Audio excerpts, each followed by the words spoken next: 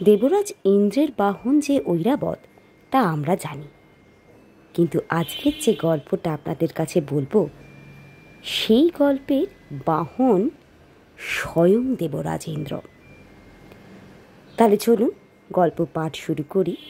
আর গল্প পাঠ যদি আপনাদের ভালো লেগে থাকে তাহলে অবশ্যই লাইক, শেয়ার আর সাবস্ক্রাইব করতে ভুলবেন না কিন্তু। Hello friends, slate chalk and টকে তোমাদের সবাইকে স্বাগত। আজকে বিষ্ণু পুরাণ থেকে একটি গল্প তোমাদের কাছে পাঠ করে শোনাচ্ছে, পরঞ্জয়ের কাহিনী। পূর্বকালে ক্রেতাযুগে দেবতা আর অসুরদের মধ্যে একবার তুমুল যুদ্ধ বাধে। দেবতারা অমর, মরবেন না, কিন্তু বারবার পরাজিত হন। দানবরা স্বর্গরাজ্য অধিকার করে নেয়। তখন স্বর্গচ্যুত দেবতারা বিষ্ণুর আরাধনা করতে লাগলেন। বিষ্ণু প্রসন্ন হয়ে বললেন, তোমরা বারবার হেরে যাচ্ছ, আমার কথা শোনো। মর্তে বিকুক্ষী নামে এক রাজা আছেন, তার পুত্র পরঞ্জয়। তার অংশে আবির্ভূত হয়ে বিনাশ করব দানবগণদের। কাজেই এখন তোমরা সেই পরঞ্জয়ের কাছে গিয়ে সাহায্য চাও। বিষ্ণুর কথা শুনে দেবতারা মর্তে গেলেন। পরঞ্জয়ের কাছে গিয়ে বললেন, হে মহারাজ, আমরা অসুরদের সঙ্গে যুদ্ধে পরাজিত হয়েছি।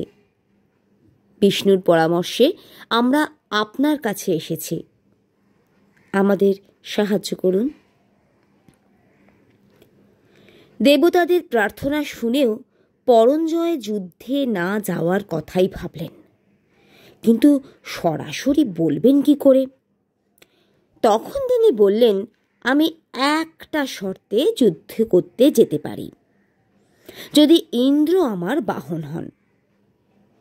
অর্থাৎ আমি ইন্দ্রের কাঁধে চড়ে যুদ্ধ করব। যদি তিনি রাজি হন তবেই যুদ্ধ করব, নতুবা যাব না। এই অভূতপূর্ব শর্তে দেবতাগণ যৎপরনাই অপমানিত বোধ করলেন। আজ তারা পরাজিত হয়ে স্বর্গচ্যুত। তাই শত্রু বিনাশের জন্য এই শর্তে রাজি হওয়াই উচিত, তা না হলে স্বর্গরাজ্য ছেড়ে ভিখারির মতো ঘুরতে হবে। দেবতারা সকলেই রাজি হলেন। পরঞ্জয় ইন্দ্রের পিঠে চড়ে যুদ্ধক্ষেত্রে চললেন। বিষ্ণুর তেজ যুক্ত হলো তার শরীরে।